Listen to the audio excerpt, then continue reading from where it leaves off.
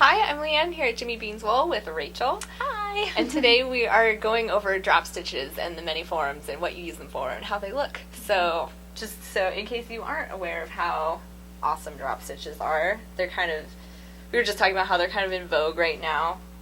And they give this really kind of lacy, this is a shawl Monica designed, and she also did a shrug version. So it turned out beautifully. You can see it's got really nice drape, really open. It's a good fabric for summer. Very airy and delicate. Yeah. Like this might look like a big piece, but it's so lightweight. You'd probably barely feel it on your shoulders, but it would provide so much warmth, especially for those cold evenings in the springtime. Yeah. You want to show off yours? Yeah, just this for, is a different effect. Yep, this is the same type of drop stitch. It's done on the bias though, so it's a little bit different. It's kind of kicking to the side there, and this is done in an alpaca yarn, so it's a little fuzzier, and you lose a little stitch definition, but it's still got that super airy quality. You can see right through it, so it's light but very warm. Mm-hmm. And then there's one other type of drop stitch. That's the horizontal drop stitches. We also have vertical drop stitches. We don't have a big piece here to show you, but I do have this little swatch here. And with vertical drop stitches, what you get are these kind of striated lines in between, like a ladder kind of. Yeah, like a ladder in between your pattern work, and in this case it's between cables, but you can do the drop stitches between pretty much anything. Yeah, there's actually that kind on the very edge of Monica's shawl. I don't know how easily you can tell, but she calls it a jellyfish border. Oh, I love it. It totally looks like a jellyfish. That's so cool. But yeah, so you've got both in Monica's pattern. Go Monica. So the first kind of drop stitch we're going to kind of go over is what we're calling a horizontal. So it's worked when you're working back and forth. And you basically make it doing lots and lots of yarn overs. So right here I've got a pattern kind of like what Monica did where it's a wave, but you don't necessarily need to do a wave. You could do all uniform drop stitches across, so you just have a bar of drop stitches. And to create this effect, you literally just yarn overs. So you'll do 2 yarn overs, say, and then pull it through. So just like you're knitting, yarn over 2, you can do 3. You get the wave effect by doing 1 yarn over, 2 yarn over, 3, 4, and then go up to wherever you want to go to, and then you go back down. So 3, 2, 1, and that gives you that wavy look that's in Monica's wrap. It's really cool. Yeah. So, well, I'll stop and turn this around, but so however many yarn overs is basically the height you're going to get. So the more yarn overs, the more height. And then just going back, you just pick it back up, knit like you're knitting, and then slip them all off. It looks so messy when you first do it. Oh, it looks terrible. I actually forgot my swatch of the pre-block swatch of when I did this, and this just looked like a hot mess until I blocked it, and then it was beautiful. Yeah, it's crazy that all these little bits of yarn that are sort of hanging out, and then you pull it straight, and then all of a sudden you have this beautiful wavy looking drop stitch area. So I stopped halfway through, so it's not the best, but you can see they just kind of pull down. And I usually just knit it all the way across until I'm done, and then I go and pull it down, because if I like the speed that you get by just moving along, but if you like having that immediate effect or just being able to see it as you go, you can totally pull down as you go. Yeah, it can be a little scary when you've got this bunch of yarn and you're like, how is this possibly going to be a beautiful stitch? So kind of yank on it, and then you'll be able to see the shape that it's going to eventually take. So. Yeah. And unblocked still, you're not going to be able to see what it's really going to look like until you get it on the blocking boards and really straighten it out and flatten it out. Yeah. And then yarns that work well are yarns that block well. So animal fiber does really well.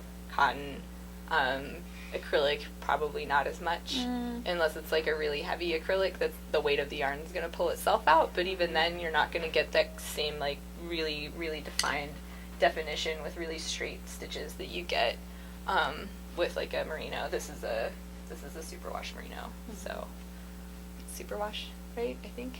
Yeah. Yes, the sock.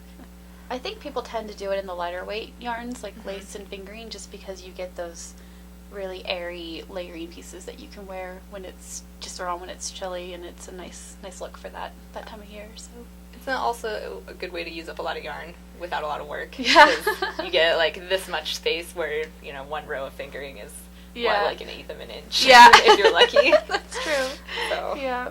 And then the last thing I wanted to mention is that I'm a tight knitter, so I had some problems when I first started doing drop stitches because I'd wrap all my wraps and then I'd scoot it down and I have a hard time scooting it back up my needle. So I found that trying to stay relaxed and making sure that I could slip each wrap stitch back and forth before I scooted it down my needle, and not using an interchangeable or like something that's a fixed circular, so it has a really smooth joint, so you don't have any problems catching on anything. Even like a Clicks or the like Chaigu, which have a fairly smooth connect. Just even that little bit of catch can cause you a world of headaches. But don't let that scare you. It's totally doable. It's just something to keep in mind. Yeah, I kind of had the opposite problem because I'm a very loose knitter, and rather than having trouble sliding the wraps around, I found that my wraps could be a little uneven sometimes because when you're really loose, you're not wrapping it tight to the needle, so there can be some variation. But even though there was a little bit of variation, in the end it didn't bother me too much because with blocking is so forgiving. It'll really straighten things out and even things up. So yeah. And what you see right in your hand is not what people see when you wear it. Yeah. It's, you know, you get 2 inches back from it, and it looks just like it should. We can't. So I don't think we can talk about that point enough. Like, yeah, drop stitches will look so different after you finish and block it. Yeah, so much better. It is. Yeah. If anything, it is an exercise in how awesome blocking. Yeah, totally. Like the difference it can make. Yeah. So, do you have anything else that you No, I don't think so. to cover with this? I can't think of anything. Nope. But yeah. So that's the horizontal drop stitch is made with yarn overs. And I will show you guys how to do the vertical drop stitch, and that's this one in this little swatch here, and it's how you get these the ladders in between your patterning. And there's one really popular pattern I wanted to mention on Nitty. We're talking about how to pronounce it. I think it's Clapati or something Something like that. Claptois. It's a Nitty pattern from like 5 or 6 years ago. It's been very popular throughout the years, and basically she uses the drop stitch, vertical drop stitch, to create this really great open, airy wrap or scarf. You can wear it either way, really. And the way you do that is, I've got a little example going on here. It's just a stockinette swatch, because what you do with vertical stitches is you start with just a plain piece, and then you drop the stitches. So it's kind of scary at first. I've already gone ahead and dropped the stitches down the side here. But to get to the next drop stitch section, I would knit over 1, 2, 3, and 4, and then you literally just drop that stitch right off your needle, and you can pull it out now if you want. You're gonna have to get a needle though and really get in there and start poking around at that stitch to make it drop all the way. Especially depending on what your fiber is. This is a little bit sticky. It's just a merino, but it's a little bit sticky, so it doesn't want to drop all the way. So what I would do is go ahead and knit to the end. So I've got 1, 2, 3, another 4 stitches. Oh, whoops. That was 3. 1 more, 4. And then drop 1 more. And then get to the end here.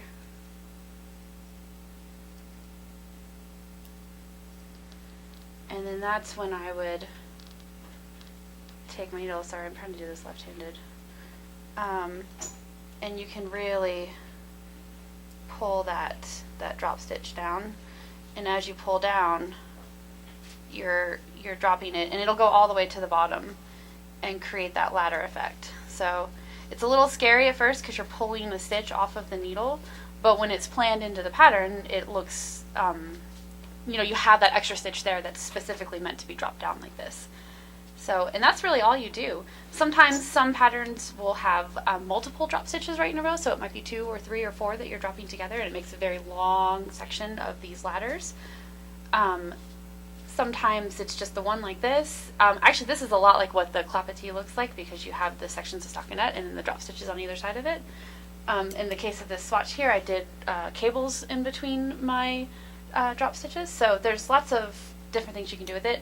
But same as with the horizontal drop stitch, it gives you this nice, light, airy fabric, and it's really, really great for wraps and springtime wear and stuff like that. So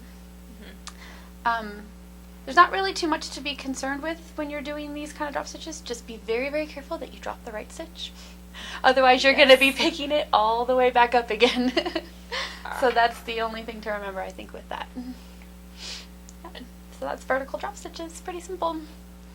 So I think we've covered it. Yeah, I think that's it for drop stitches. Yeah. They're super fun. I definitely recommend trying them out. Yeah.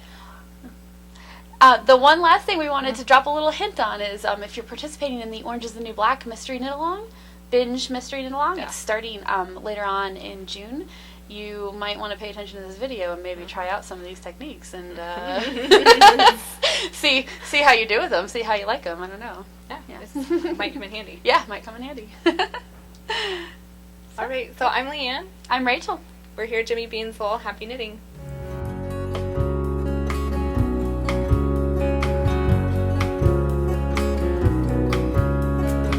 Thunder rumbles on this American summer night.